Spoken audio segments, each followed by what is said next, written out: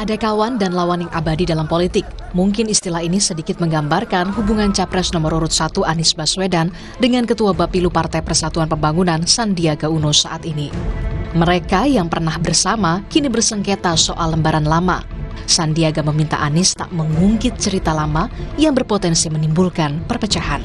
Jangan kita membuka lembaran lama yang mudah-mudahan lembaran lama itu indah, namun kalau diungkit-ungkit nanti bisa menimbulkan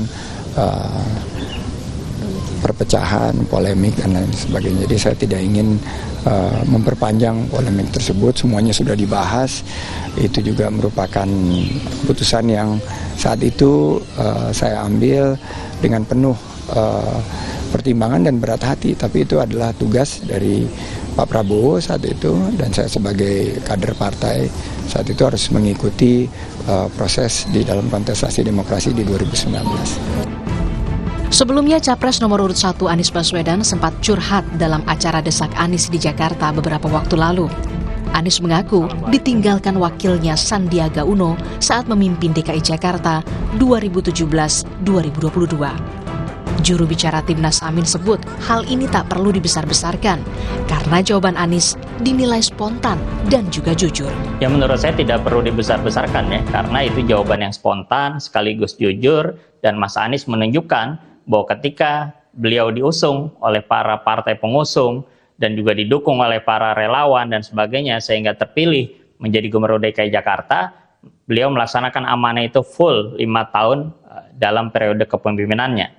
Dan masyarakat pun juga bisa melihat ketika beliau memimpin 5 tahun sebagai Gubernur DKI Jakarta dengan perencanaan yang matang, dengan kerja yang mumpuni, dan insya Allah itu menghasilkan banyak perbaikan untuk masyarakat DKI, pembangunan yang terlihat di masyarakat, dan mudah-mudahan membawa kemaslahatan bagi banyak pihak, dan insya Allah beliau sebagai capres dan kelak menjadi presiden pun juga akan melaksanakan amanah itu dengan sebaik-baiknya. Sebelumnya Anies dan Sandiaga terpilih sebagai gubernur dan wakil gubernur DKI Jakarta periode 2017 hingga 2022. Namun, Sandi mengundurkan diri di tengah jalan dan memilih bersanding dengan Prabowo Subianto di Pilpres 2019. Kini, dua sejoli yang bersanding di kursi Pilkada DKI berbeda haluan di Pilpres 2024. Anies jadi capres nomor urut 1, sementara Sandiaga Uno berada di sekoci Ganjar Mahfud. Tim Liputan, Kompas TV.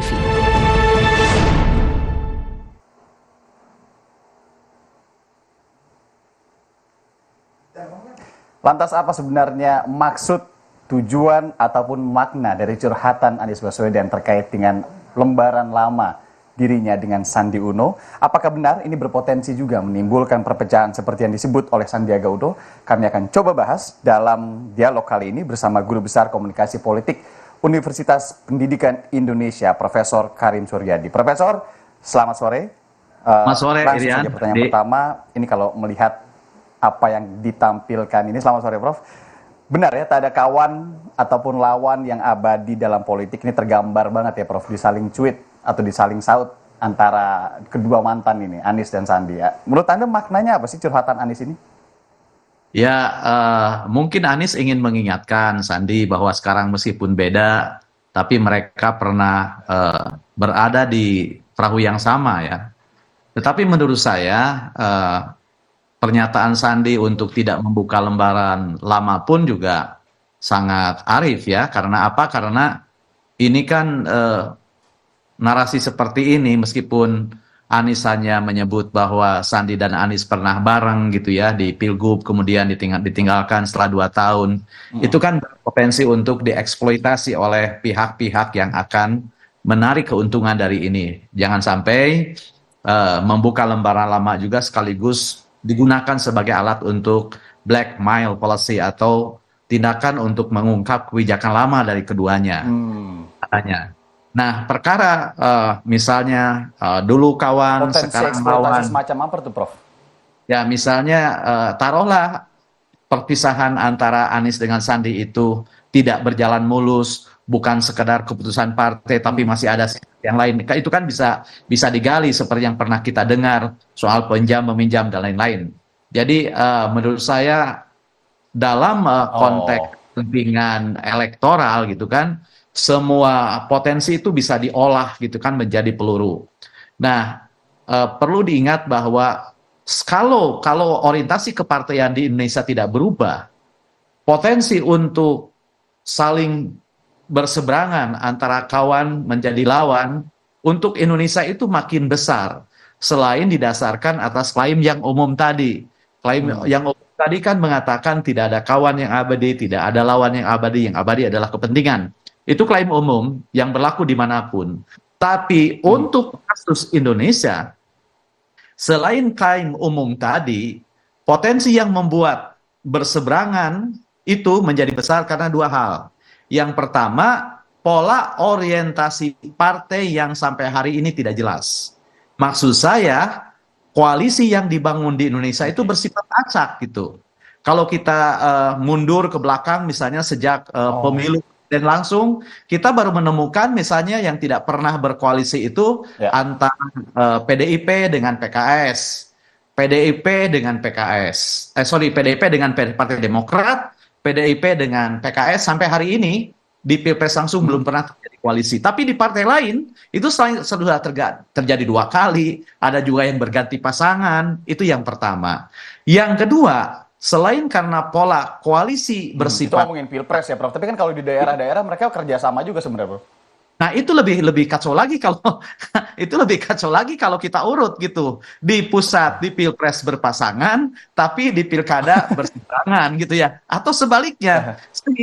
Sehingga saya sering mengatakan terpaksa pemilih di Indonesia itu tidak menempatkan telur dalam satu keranjang. Dalam pengertian memilih gubernur dari partai mana, memilih bupati dari partai mana gitu ya, caleg partai mana, presiden partai mana.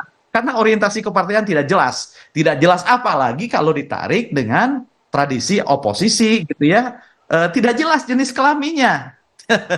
Jokowi membuat istihad politik yang luar biasa ketika menggait Sandi, menggait Prabowo di 2019 dengan dalih waktu itu menghilangkan luka gitu ya, biar terjadi friksi. Tapi yang kita lihat ya seperti luka yang hanya ulkus gitu, permukaannya seperti yang sudah sembuh tapi dalamnya kan menganga. Nah, yang kedua, jangan lupa kekuatan figur di Indonesia itu seringkali melampaui partai gitu ya. Nah, sekarang coba saya tidak bisa menjelaskan mengapa Golkar yang notabene dihuni oleh tokoh-tokoh yang cemerlang. Ada Ridwan Kamil, ada Erlangga Hartarto yang sejak bertahun-tahun dideklarasikan disebut sebagai calon presiden, tiba-tiba ngusung calon lain kan gitu ya. Bahkan PAN yang sudah menawarkan dalam koalisi Erick Thohir kurang ini mentereng gitu ya. Figur tadi yang mungkin berkaitan itu juga dengan Pak Jokowi sebagai presiden ya. Susah kita menjelaskan. Tapi kalau dalam konteks saling cuit antara Anies dan Sandi gimana, Prof? Nah, itu dia saya bilang tadi ya mungkin Anies ya menyentuh kemanusiaan bahwa meskipun sekarang sebenarnya kan ini tidak ada tendensi permusuhan di antara dua tokoh itu. Saya lihat Anies dan Sandi itu meskipun sekarang berada di kubu yang sama baik-baik saja gitu ya. Saya pikir tidak ada pemicu atau maksud khusus dari Anies sejauh yang saya dengarkan konteksnya gitu ya. Tapi dia ingin jelaskan bahwa jika terjadi beda pilihan politik dalam konteks political partisanship, orientasi kepartaian, karena ditugaskan oleh partai, itu harus dipahami oleh semua orang. Jadi maksud saya membaca maksud Anies, jangan jadi gini pembacaan saya. Kalau saya lihat gitu ya, pertama tidak ada konteks permusuhan, kemudian itu disampaikan oleh capres, kemudian ditanggapi oleh tim pemenangan atau Bapilu, itu bukan untuk menjelaskan menyenggol soal ada permusuhan, bukan juga untuk perang urat saraf, tapi itu lebih kepada penjelasan kepada publik jika hari ini menemukan orang-orang yang semula satu perahu kemudian pindah menjadi perahu lain dan saling berhadapan, jangan aneh gitu ya. Karena saya juga biasa seperti itu. Dan itu benar, bahkan kita bisa menurut sebelumnya, bahkan kita Prof, bisa. tapi kalau kita melihat lagi, Prof, sorry saya potong. Konteks ini kan ketika kita berbicara mengenai apa yang dikatakan Pak Anies, dalam kontekstual kata-katanya ini kan ditinggalkan begitu ya. Kemudian diklarifikasi oleh Sandiaga Uno bahwa itu sudah dipikirkan secara matang, itu diambil pertimbangannya secara berat, dan itu adalah tugas dari partai begitu ya. Apakah Anda melihat ini strategi kampanye seperti playing victim oleh Pak Anies yang dilakukan? Ya, itu kemungkinan itu tidak bisa ditutup ya, playing victim sebagai korban, sebagai korban atau orang yang ditinggalkan gitu ya. Tetapi jangan lupa Anies dan Sandi ketika itu berasal atau didukung oleh partai yang sama, yakni Gerindra. Jadi saya tidak membaca ini sebagai upaya untuk menumbuhkan kesan sebagai korban yang ditinggalkan, meskipun kata-katanya ditinggalkan. Sebab akan sulit mencari kata-kata lain selain ditinggalkan kalau Sandi ya berhenti dari wakil gubernur, kemudian mendampingi Prabowo sebagai calon wakil presiden, kalau bukan ditinggalkan. Karena memang faktanya gitu ya, tidak selesai sampai 5 tahun. Dan itu yang ditegaskan oleh Anies. Semula kan yang ditawari katanya Anies kan gitu ya. Tapi Anies tetap berkomitmen di DKI sampai 5 tahun, lalu kemudian tawaran itu jatuh kepada Sandi. Jadi menurut saya tidak juga playing victims gitu ya, karena apa? Karena kalaupun itu dilakukan, saya tidak percaya Anies akan melakukan itu sebagai orang yang cerdas. Kenapa? Karena amunisinya tidak mendukung gitu ya. Jadi kalau Anies menggunakan berhentinya Sandi di tahun kedua, diungkapkan sekarang sebagai playing victim, kondisinya tidak mendukung, konteksnya atau orang Belanda bilang substratnya tidak mendukung, itu ibarat melempar percikan api ke lautan gitu ya. Tidak ada permusuhan, tidak ada saling senggol sebelumnya. Anda melihat kalau untuk strategi kampanye sendiri, Prof, untuk membahas atau mengungkit masa lalu itu akankah lebih efektif dibandingkan dengan menawarkan apa yang bisa dilakukan di masa depan? Anda melihat ini masih menjadi sesuatu yang efektif nggak sih dilakukan di kampanye kali ini? Untuk kasus ini ya, untuk kasus Anies Sandi nggak efektif, dan secara umum juga akan bergantung kepada isu masa lalunya gitu ya. Kita tahu misalnya isu HAM juga kan sering muncul gitu ya. Tetapi kan ternyata tidak 2019 efeknya tidak sebesar yang diduga, bahkan 2024 gitu ya. Ya, 2024 coba ditampilkan gitu ya, diungkit kembali, tapi tidak tuntas ya. Artinya apa? Artinya memang tidak semua tidak semua tidak semua tindakan atau strategi mengungkap kebijakan di masa lalu itu akan berhasil. Nah, secara teori, dan ini riset konsisten mendukung klaim ini, jadi pengungkapan kebijakan di masa lalu itu akan berhasil menggiring opini, membangkitkan simpati dan dukungan ketika apa yang diungkap itu kontekstual dengan situasi hari ini. Gitu ya.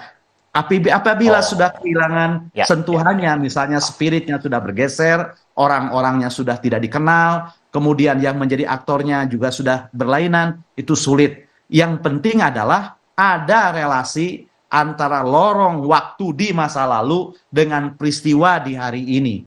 Itu sebenarnya syarat utamanya gitu. Nah, kalau dilihat dari waktu kan Anies dan Sandi masih hari ini. Cuman tidak ada peristiwa yang sangat menyentuh di antara mereka. Perpecahan tidak terkesan terjadi perpecahan. Sebab ketika Sandi jadi cawapres, Anies waktu itu fine-fine aja kan gitu ya. Oke. Apalagi melihat pemilih yang mayoritas ini adalah pemilih muda, kemudian masifnya penggunaan sosial media. Apakah kemudian tadi kata Prof ya, ini juga udah nggak kemakan kalau isu-isu kebangkitin lagi isu-isu masa lalu yang kayak dalam konteks Anies dan Sandi tadi. Prof, terima kasih banyak atas penjelasannya, Profesor Karim Suryadi, Guru Besar Komunikasi Politik Universitas Pendidikan Indonesia. Nanti kita ngobrol kapan-kapan, Prof. Sehat selalu. Oke, terima kasih.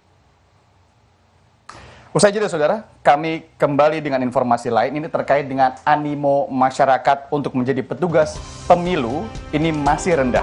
KPU Kota Malang akan menggandeng tenaga pengajar untuk menjadi anggota KPPS jika tidak memenuhi target.